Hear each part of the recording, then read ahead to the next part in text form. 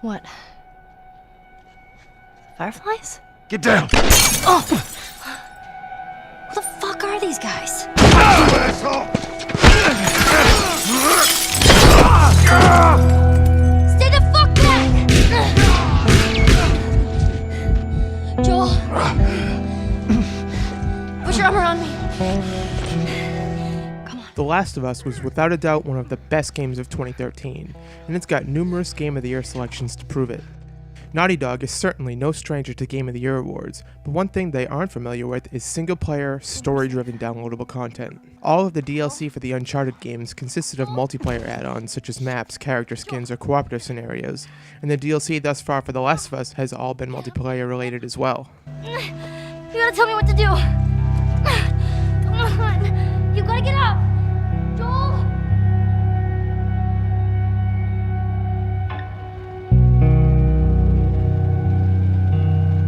The Last of Us Left Behind was announced during the launch event for the PlayStation 4, and likely stands to be Naughty Dog's last single-player production on the PlayStation 3, which is obviously a system they have produced many fantastic games for.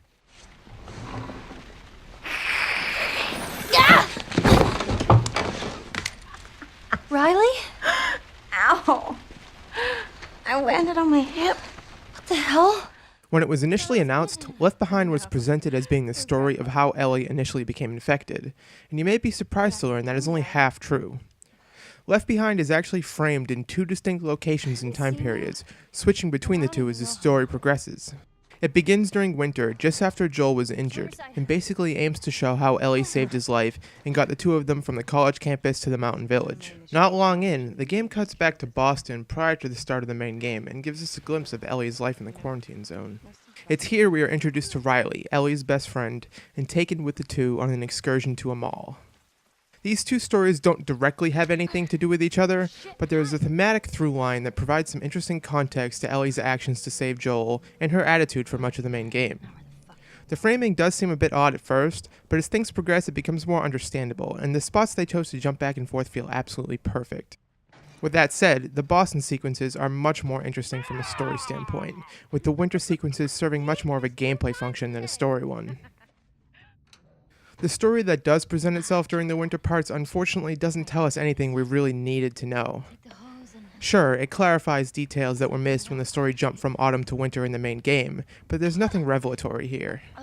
The Boston sequences, on the other hand, seem much more essential, and more importantly feel distinct from any moments in the main game. There is no combat during the prequel portions of the DLC, but there is certainly gameplay. Left Behind features several new mechanics, the majority of which are used once and then never returned to. Ellie, really? Fucking roar!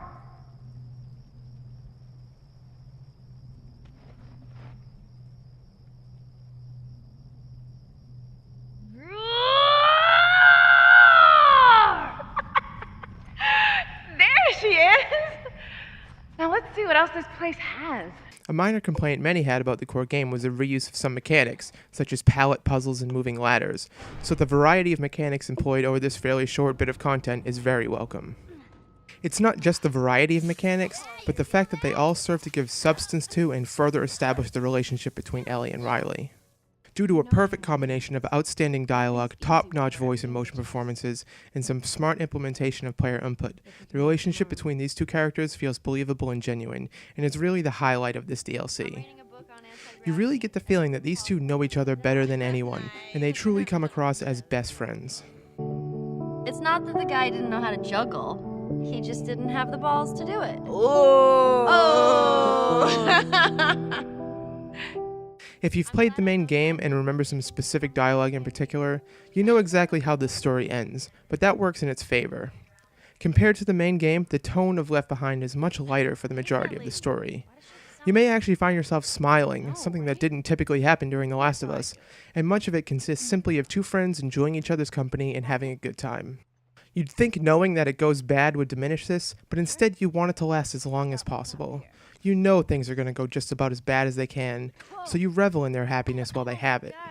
Of course, that's only half the DLC, and the switch back to Ellie's solo struggles in winter serve as a harsh reminder of what's in store for her, and that this night is likely the last opportunity she'll have to just be a kid and have fun.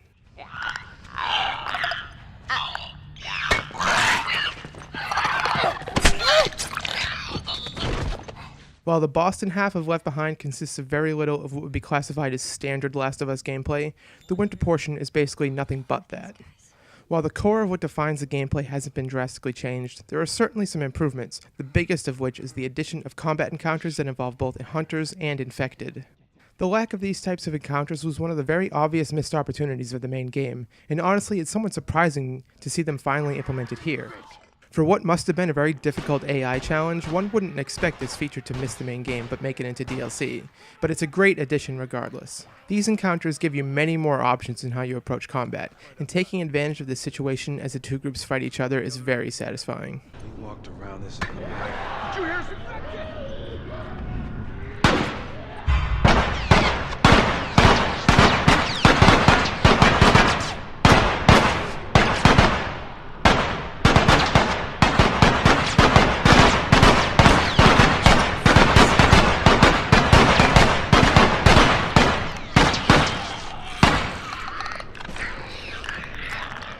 The winter segment of Left Behind is an interesting evolution of the core gameplay loop of The Last of Us, but this whole portion of the DLC comes off feeling non-essential. Pretty much all of the story takes place in the other time period, with Ellie never even talking to another character during winter.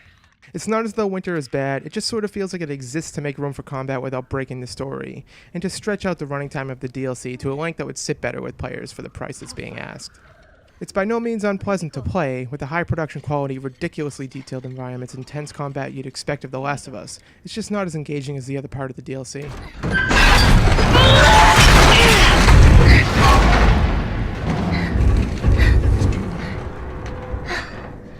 The Last of Us Left Behind captures everything that is great about The Last of Us and distills it down into a tight 2-hour journey.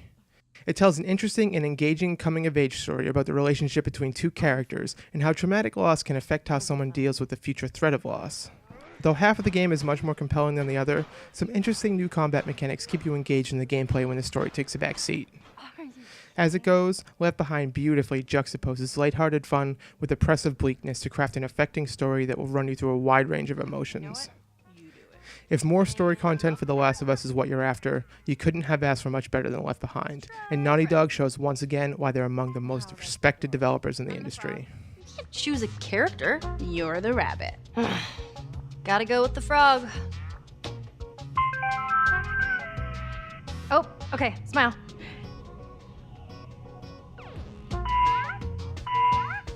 As an angel. Okay, something creepy.